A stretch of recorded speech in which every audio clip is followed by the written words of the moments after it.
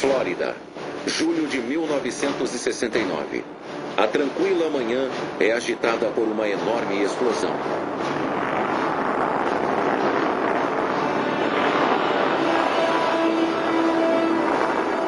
O barulho, tão forte quanto 200 toneladas de explosivos, marca o início de um dos maiores feitos da história, a primeira missão à Lua. Estamos na hora certa, a torre está pronta. Todos acreditam conhecer a história do sucesso da missão da Apollo 11. Mas por trás dessa lenda há uma história bem diferente.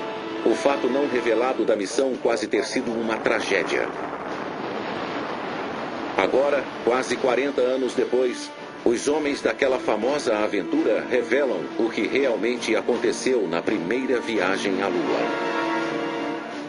Vamos saber como o módulo lunar perdeu contato com a Terra e quase ficou sem combustível, seguindo para uma cratera cheia de rochas. Como os astronautas avistaram um OVNI no espaço, um evento nunca antes explicado.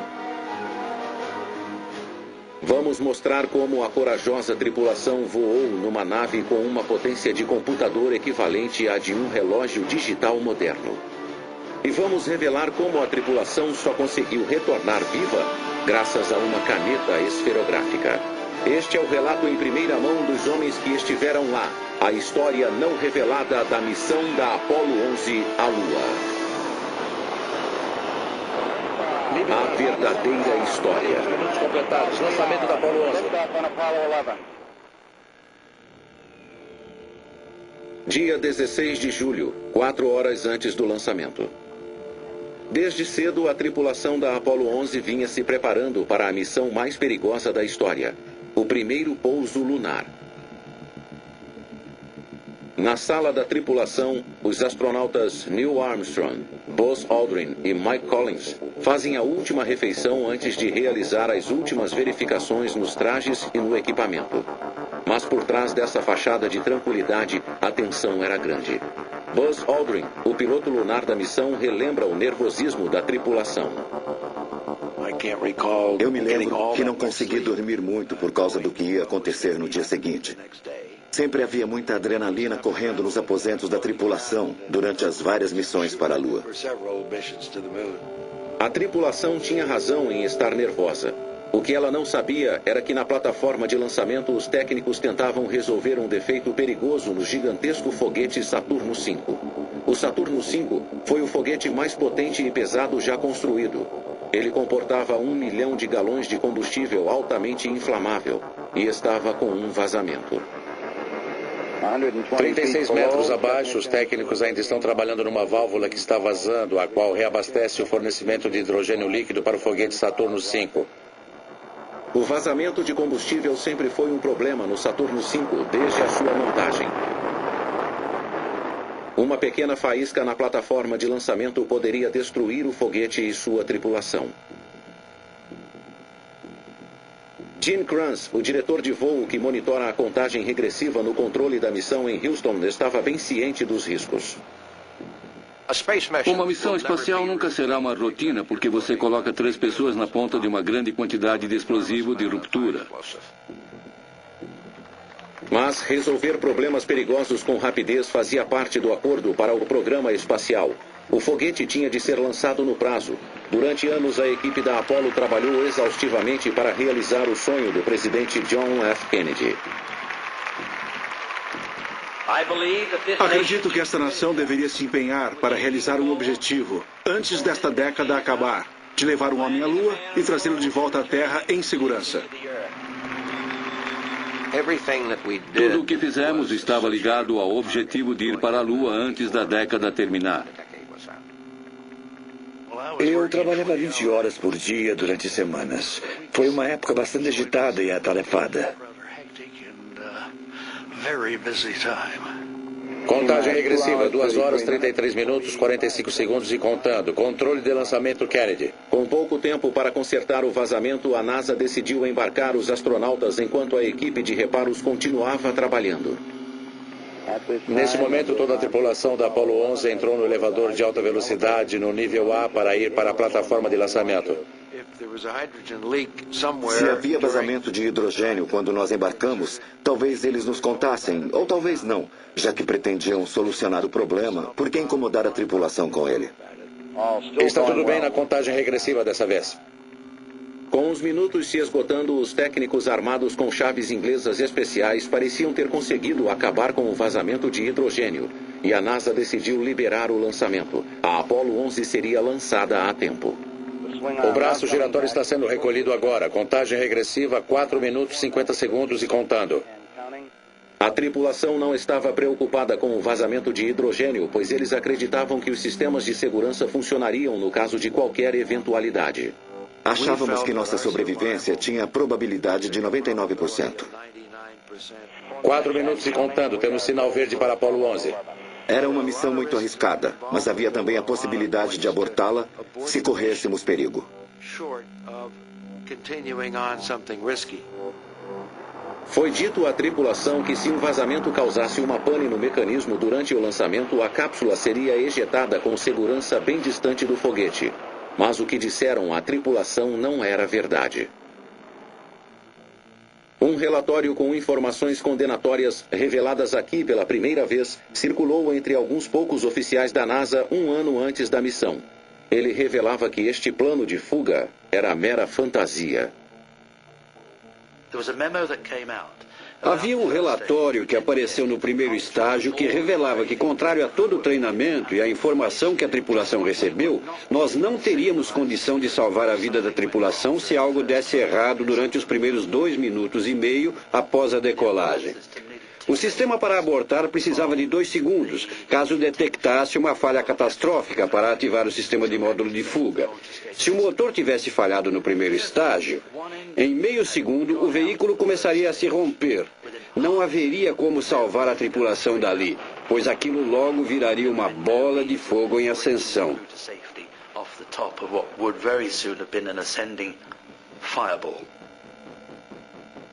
Sem saber de absolutamente nada sobre esse fato, os astronautas se prepararam para o lançamento.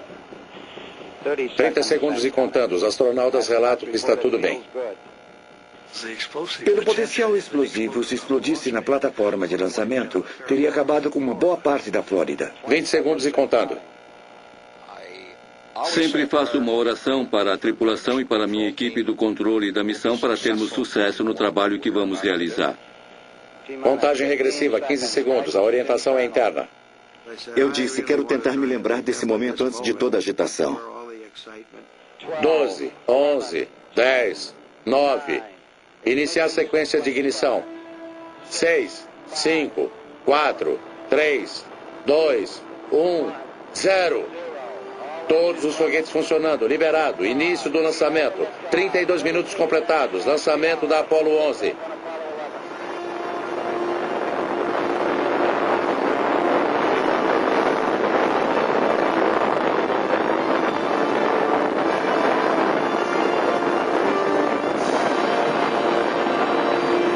Torre liberada.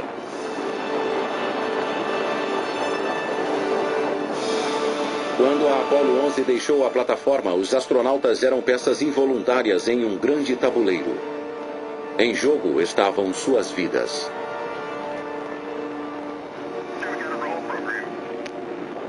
Neil Armstrong relatando a situação e seguindo o programa, colocando a Apollo 11 na trajetória adequada. Os imensos foguetes geravam 220 milhões de cavalos vapor, com um som de mais de 500 aviões jumbo na decolagem. Mas, para a tripulação, a cápsula era um oásis de tranquilidade. Mais 30 segundos. Acho que concordamos que nenhum de nós ouviu o barulho nem percebeu a vibração que aconteceu durante a ignição dos motores. Etapas completadas e rota programada. No exato momento do lançamento, era difícil perceber alguma coisa, exceto a esperada contagem regressiva, as palavras que ouvíamos de lançamento e os números que começaram a mudar no computador. Isso era mais importante, muito mais do que qualquer sensação física. Atravessamos a região de pressão dinâmica máxima agora. Sim, parece estar tudo bem aqui. 2 minutos e meio após o lançamento, o primeiro estágio da Apollo 11 havia projetado os astronautas a uma velocidade de 10.000 quilômetros por hora e a uma altitude de 56 quilômetros. Alcance de 48 quilômetros, 50 quilômetros de altura, aguardando o desligamento do foguete de popa agora. Quando o combustível acabou, as válvulas de explosão passaram ao próximo estágio e os motores do estágio 2 ligaram. Temos a ignição. O imenso foguete que ia em direção ao céu com os astronautas a bordo estava sendo orientado do chão pelo controle da missão em Houston, no Texas. Enquanto o controle da missão traçava o progresso do foguete a 160 quilômetros acima da Terra, a Apollo 11 estava saindo da atmosfera e entrando na órbita da Terra. A velocidade e a tensão da viagem de 10 minutos de foguete foram substituídas pela serenidade do espaço. Agora, os astronautas manobravam a cápsula de comando para se comunicarem com o módulo lunar.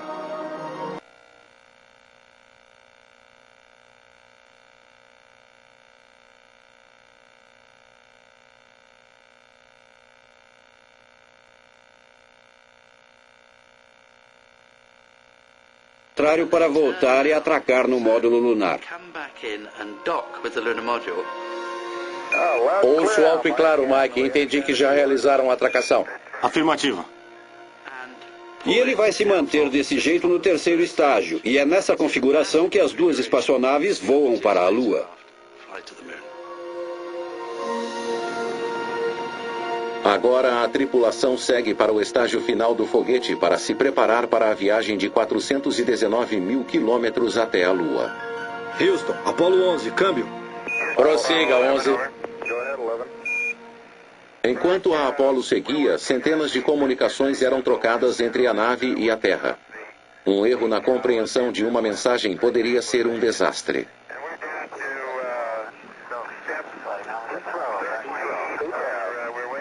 Isto gerava uma grande tensão em todos, desde o mais novo membro da equipe até o próprio diretor de voo. Chega a parecer um burburinho com toda aquela comunicação acontecendo. Ainda estão indo muito bem. Geralmente, no controle da missão, eu escutava de 5 até 7 comunicações ao mesmo tempo. As principais delas eram no loop dos diretores de voo.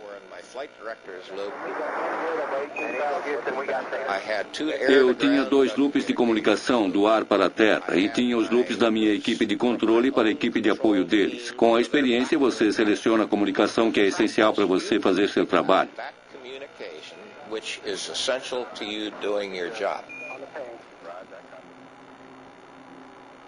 Mas após 3 dias e 322.000 quilômetros de voo, o controle da missão perdeu o significado de uma mensagem codificada dos astronautas. Vocês sabem onde está o SIVB com relação a nós? Aguarde. A tripulação queria informar sobre a posição atual do SIVB, o estágio final do foguete, que fora lançado 2 dias antes. Outro evento estranho iria perturbá-los, não lá fora, na vastidão do espaço, mas dentro da própria espaçonave. Eu me lembro que, quando eu fui tentar dormir, de repente eu vi um clarão em algum lugar. Antes de me virar ou de olhar para o clarão, ele tinha sumido. A primeira impressão foi: bom, alguma coisa acabou de penetrar na espaçonave. Então eu perguntei para Neil e Mike. E Neil respondeu: sim, eu vi vários clarões.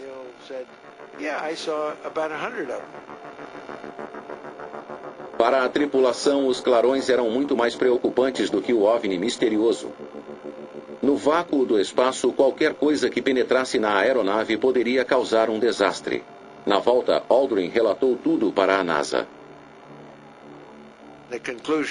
A conclusão foi que aquilo eram partículas Z.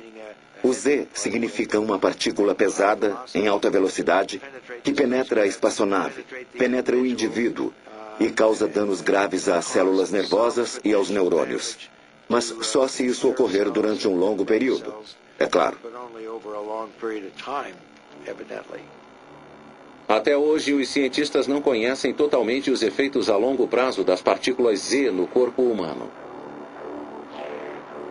A Apollo 11 viajou bombardeada constantemente por essas partículas. Mas o pior estava por vir.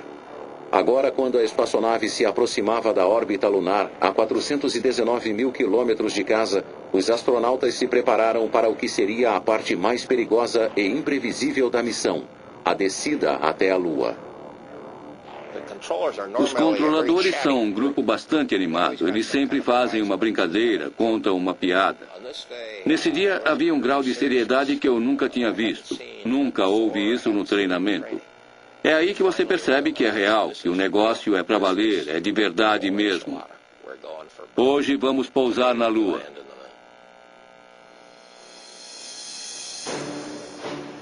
Enquanto a Apollo 11 flutuava a 129 quilômetros acima da Lua, Armstrong e Aldrin entraram no módulo lunar antes de desatracar, deixando Collins no comando da nave.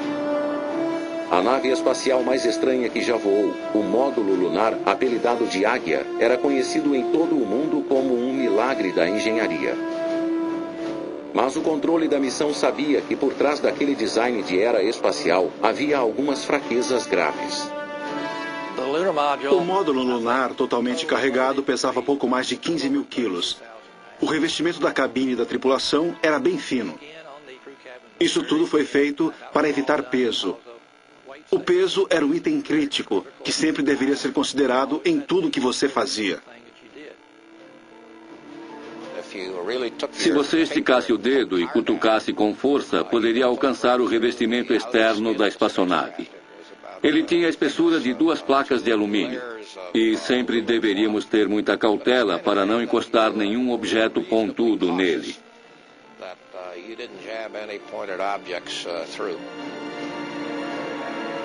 Mas o revestimento frágil da espaçonave não era o único perigo.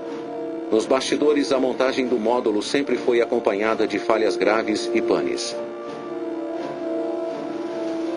Uma das falhas quase chegou a matar Neil Armstrong. No treinamento de voo, Armstrong havia praticado em 2 estranhos protótipos que reproduziam as condições da gravidade da Lua.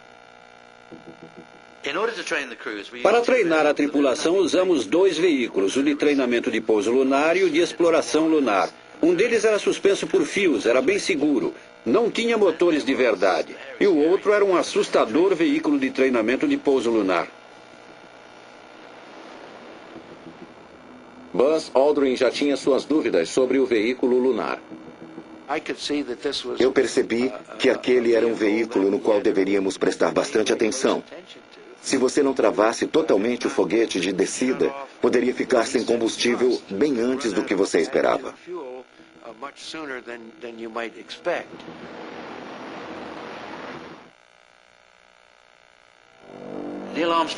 Neil Armstrong teve lugar garantido no voo da Apollo 11 porque conseguiu salvar sua própria vida, ejetando-se quando ele ficou a uma fração de segundo da morte.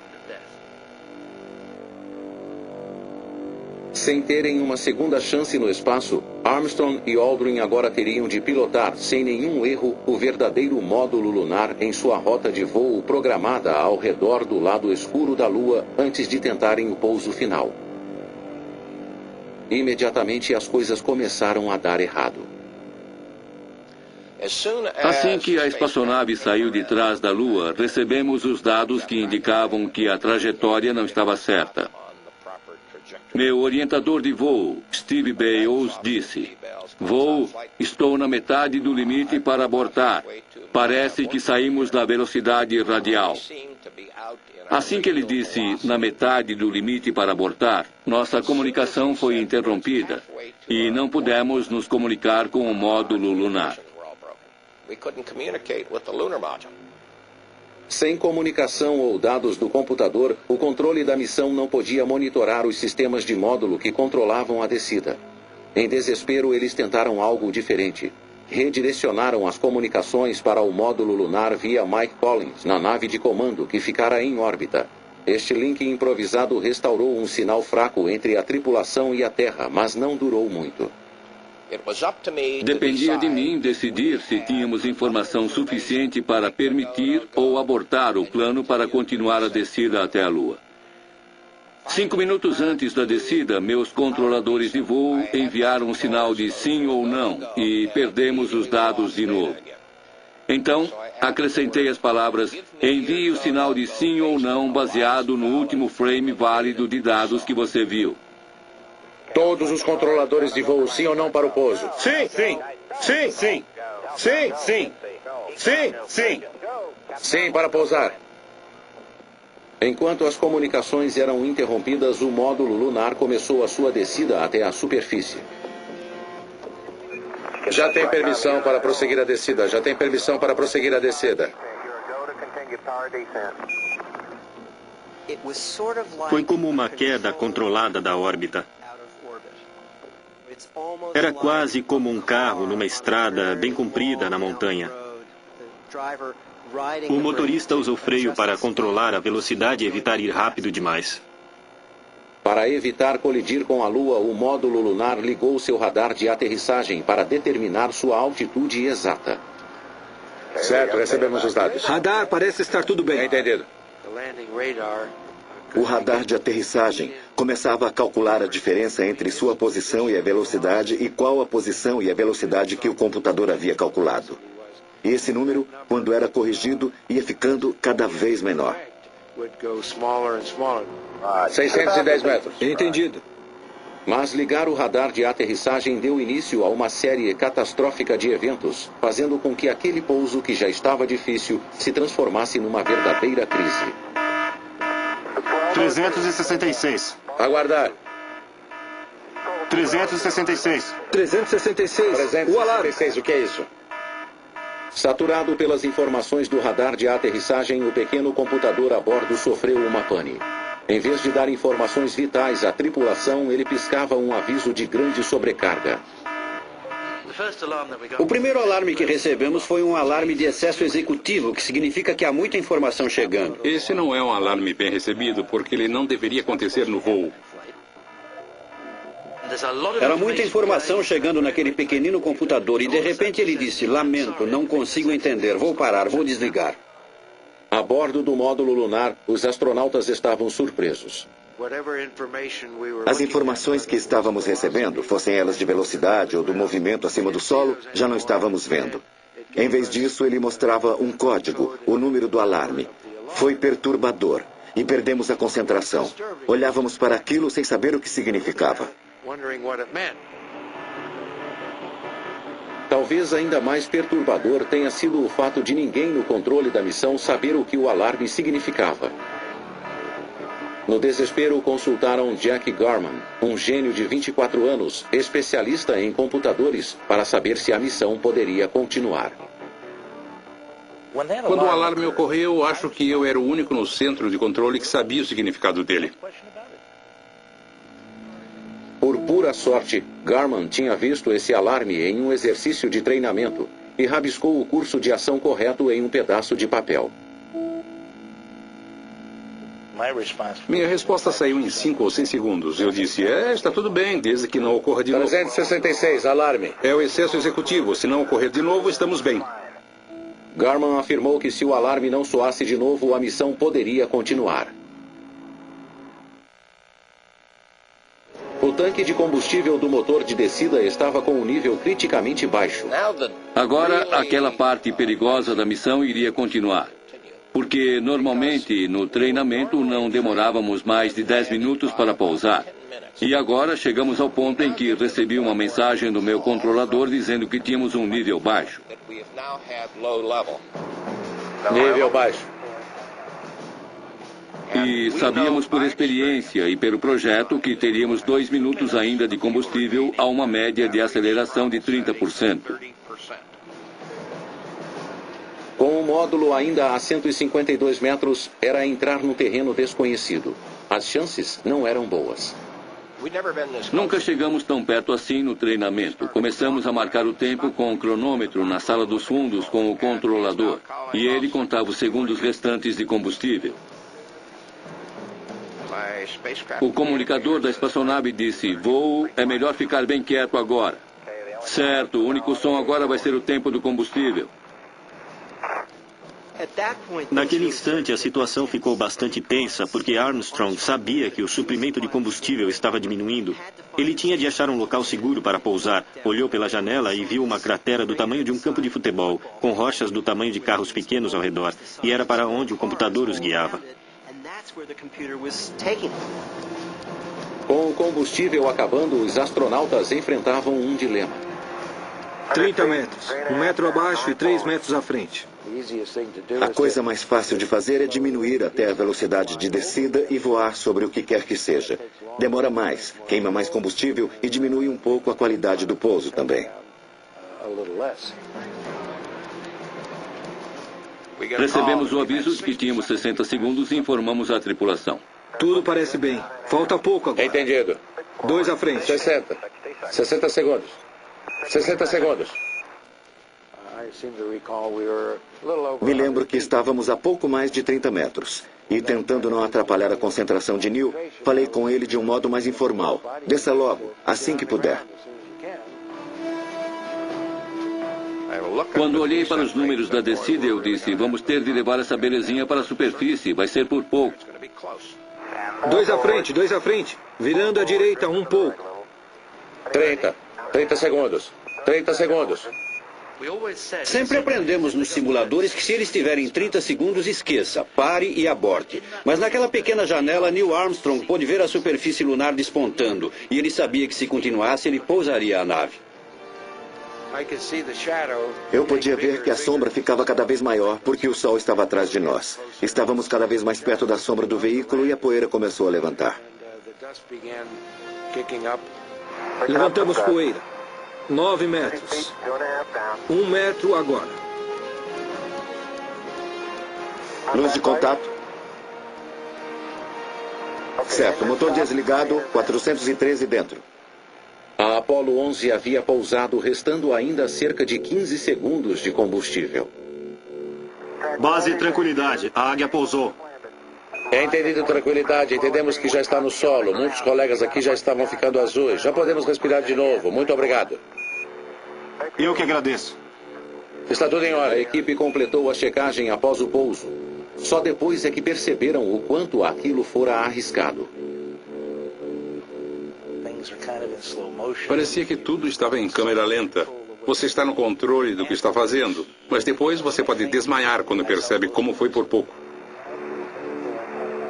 Eu me senti fisicamente mal e estava tremendo, porque após anos de trabalho você não imagina como vai se preparar para esse momento.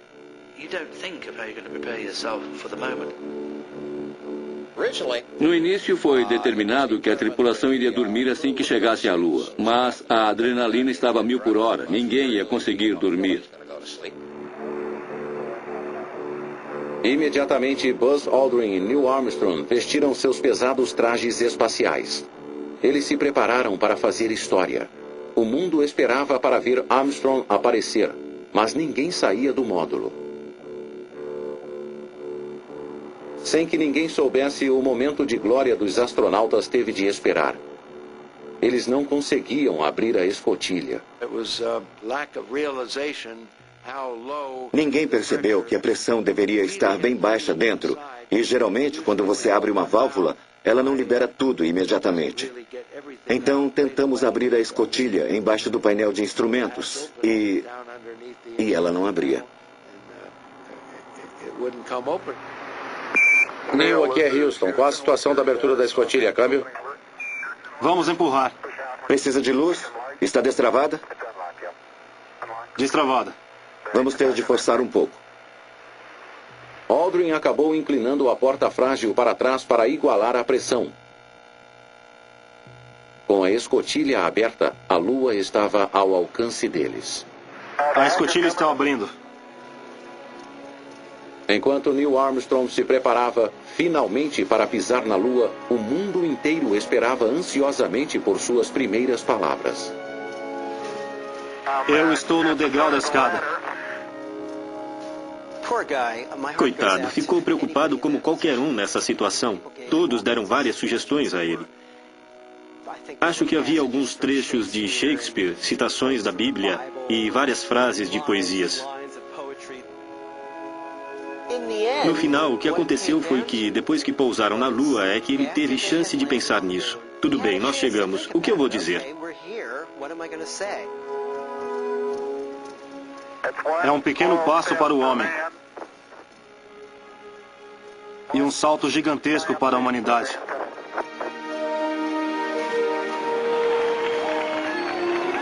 Um pequeno passo para o homem e um salto gigantesco para a humanidade. Acho que é uma frase muito bonita. Foi muito simbólico e foi uma ótima escolha.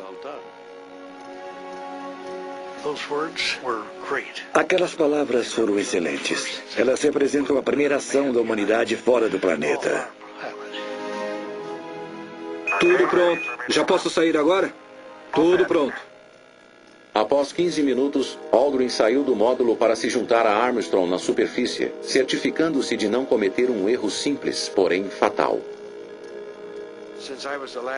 Como fui o último a sair, eu me viraria e fecharia parcialmente a escotilha, me certificando de que ela não travasse quando eu saísse. Se tivesse ocorrido um vazamento de alguma forma e a escotilha fechasse, teria sido muito difícil abri-la de novo pelo lado de fora. Estou segurando bem firme com as duas mãos. Pronto. Agora, pela primeira vez, os astronautas poderiam experimentar a realidade de estar na Lua. Em pé, na gravidade lunar, com uma camada de 1,5 cm de uma poeira macia, não existe uma sensação que seja capaz de descrever o que é pisar em partes diferentes da superfície. É bastante macia. É fácil empurrar a poeira com o pé e colocar o outro pé na frente.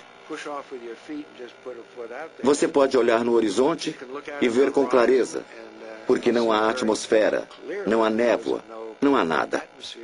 Dá para ver os objetos muito claramente.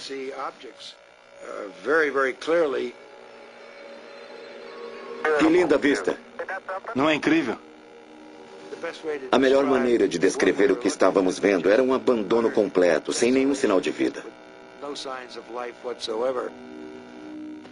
A coisa mais importante daquele passeio lunar, cientificamente falando, era pegar uma amostra da Lua.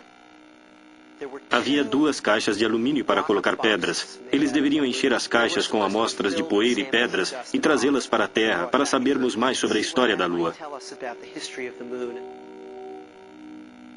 Afora isso, havia um sismômetro para detectar terremotos e saber se a Lua tinha alguma atividade geológica.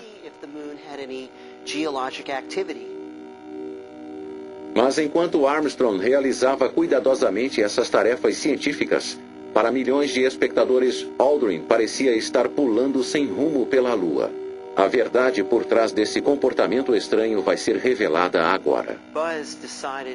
Buzz resolveu experimentar a locomoção na Lua. Era uma coisa que ele tinha planejado, era um objetivo específico antes do voo. Eles já tinham filmado muito, nós dois andando lentamente. Então, resolvi tentar dar um salto de canguru, fazer a volta e tentar fazer como o cavalo faz quando vira com a pata da frente. Do tipo 1, 2, 1, 2, 1, 2. Isso lhe dá um controle natural sobre a superfície da Lua. Enquanto Aldrin galopava, ele foi interrompido pelo interurbano mais distante da história. Era o presidente Nixon, da Casa Branca. Pode falar, senhor presidente. Aqui é Houston. Câmbio. Olá, Neil e Buzz. Estou falando com vocês do telefone da Sala Oval na Casa Branca. Este, com certeza, é o telefonema mais histórico já realizado.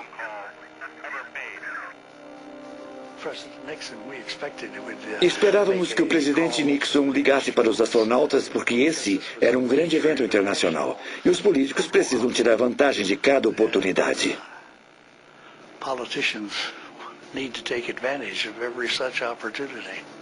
Para todos os americanos, este deve ser o dia de maior orgulho de nossas vidas. Nixon agiu rápido para lucrar com um interesse global sobre o pouso na Lua. Mas nos bastidores ele estava preocupado. Quais eram as chances da tripulação deixar a Lua com vida? De todos os perigos, a próxima etapa da missão era a mais arriscada de todas. De novo, o módulo lunar era o centro do problema. A grande preocupação no projeto do módulo lunar era que ele só tinha um motor de explosão para deixar a superfície da Lua. Nos primeiros testes de voo, o motor causou uma grande preocupação. O motor de subida falhou das 6 vezes em que foi testado no espaço em pelo menos 3 dessas ocasiões até um certo ponto. Então havia 50% de chances de que o motor funcionasse conforme o planejado. Se por alguma razão o motor de subida não funcionasse, seria impossível resgatar a tripulação e eles ficariam perdidos no espaço. Nixon ficou tão preocupado com a possibilidade de os astronautas ficarem perdidos que seus auxiliares prepararam um discurso para homenageá-los que seria transmitido para todo o mundo. Este documento secreto ficou guardado nos arquivos do governo por mais de 30 anos. O destino exigiu que os homens que foram à Lua para uma exploração pacífica ficassem na Lua para descansar em paz. Estes homens corajosos, Neil Armstrong e Edwin Aldrin, sabem que não há esperança para seu resgate. Entretanto, Buzz Aldrin e Neil Armstrong nunca deixaram de ter esperança. Em vez de nos preocuparmos com essas coisas, enfrentaríamos o problema quando ele acontecesse ou nos esforçaríamos ao máximo para resolver o problema até o oxigênio acabar e nós dormirmos. Adeus, amigo. Ei, negativo. Siga para a escada, Buzz. Com a possibilidade de uma falha no motor em mente, os astronautas voltaram ao módulo após um passeio de 2 horas pela Lua, só para fazerem uma descoberta surpreendente. Ao olhar para a poeira lunar no chão, descobri uma coisa que estava fora de lugar. A extremidade quebrada de um interruptor de circuito. Nas condições apertadas do módulo, os trajes pesados haviam quebrado o interruptor de circuito essencial para ligar o motor. Houston, é tranquilidade. Vocês podem mostrar a configuração do interruptor de circuito do braço do motor? Porque a extremidade parece estar quebrada. Agora, eu podia ver que do lado de dentro, a peça quebrada ainda estava lá. Aquela peça teria de ser encaixada para montar a alavanca que ligaria o motor de lançamento que nos levaria de volta para casa. Nos sentimos solitários. Apenas 2 homens. Sabíamos que mais pessoas estavam prestando atenção em nós, como provavelmente nunca haviam prestado atenção em ninguém. E tínhamos ido bem além do que qualquer outra pessoa havia ido.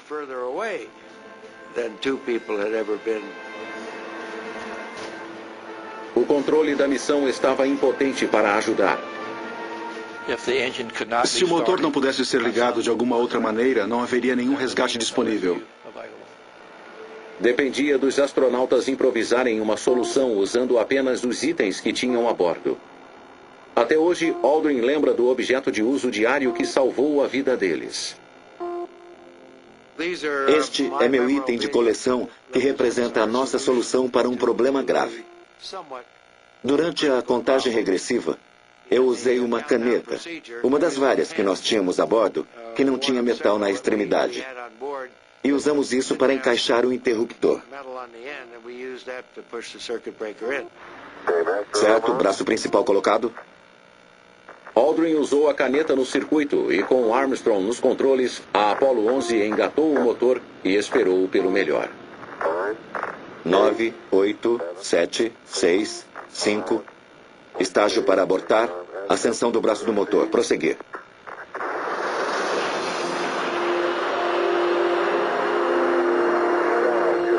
Foi lindo. 7, 8 metros por segundo. Atenção para o ponto extremo. A criatividade de Aldrin salvou a dupla de uma morte solitária. Agora a tripulação precisava se encontrar com a nave de comando orbitando bem acima da superfície. Certo, Mike. Eu vou tentar colocar na posição e depois você assume. Só quando esta manobra foi realizada é que a tripulação começou a acreditar que a Apollo 11 poderia levar a preciosa carga de rochas lunares e sua tripulação em segurança para casa. Assim que saímos da órbita lunar, sentimos pela primeira vez uma sensação de alívio por estarmos indo para casa. Nós queríamos voltar. E depois, fizemos nossa própria comemoração atrasada.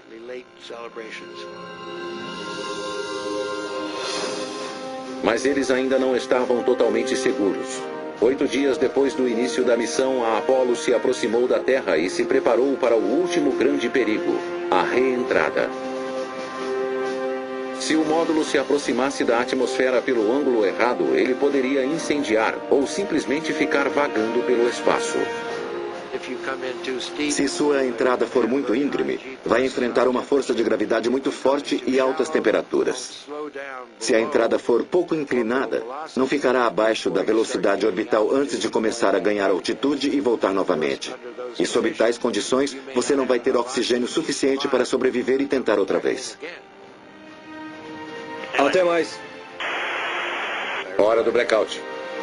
O calor intenso da reentrada causou um blackout total na comunicação com o módulo. Durante 4 minutos angustiantes, ninguém na Terra sabia se a pequena nave havia sobrevivido às altas temperaturas. Na costa do Havaí, Nixon, a bordo do porta-aviões USS Hornet, aguardava a próxima ação. No blackout temos velocidade de 11 mil metros por segundo e o alcance da queda é de 1.510 milhas náuticas.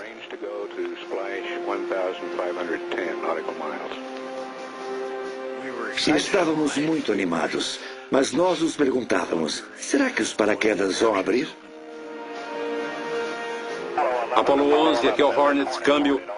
Olá, Hornet. Aqui é a Apollo 11 na escuta, alto e claro.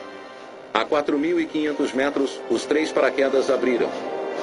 Contra todas as expectativas, a Apollo 11 chegava em casa. Em certo momento, acho que abaixo de 3.000 metros, sentimos o cheiro salgado no ar. E essa foi uma grande recepção de boas-vindas.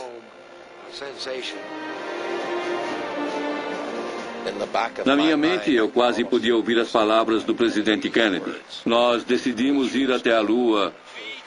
Nós decidimos ir à Lua nesta década e fazer outras coisas, não porque isso é fácil, mas porque é difícil.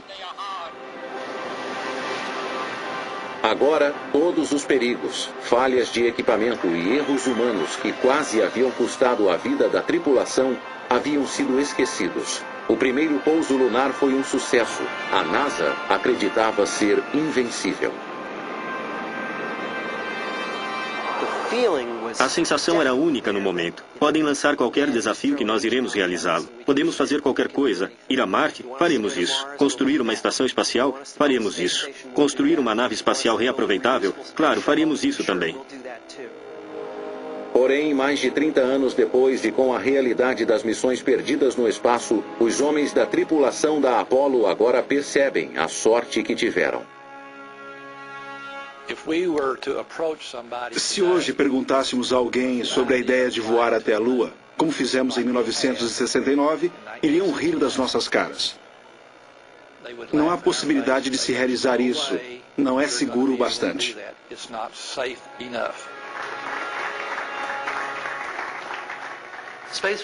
O voo espacial é altamente arriscado. Foi necessário correr um grande risco para realizar essa missão. A maioria das tripulações de voo irá concordar que se não tivéssemos interrompido as missões Apollo no momento certo, com certeza teríamos perdido muitas vidas nessas missões. Mas apesar dos riscos do lançamento, encontros com OVNIs, pouco combustível, falhas no computador e a necessidade de salvar a missão com uma caneta esferográfica, ainda há um homem para quem falhar não era uma opção. Não olho para o passado e me orgulho de ter participado de uma manobra tão arriscada. Tomamos algumas decisões audaciosas. Sim, havia coisas que poderiam ter dado errado, e algumas deram errado. Mas também havia um grupo inspirado de pessoas, de pioneiros. E eu me admiro por cada uma das condições que resultaram na minha sobrevivência após ter ido à Lua para estar aqui hoje. Somente agora podemos entender realmente como a Apollo 11 esteve muito perto de um desastre.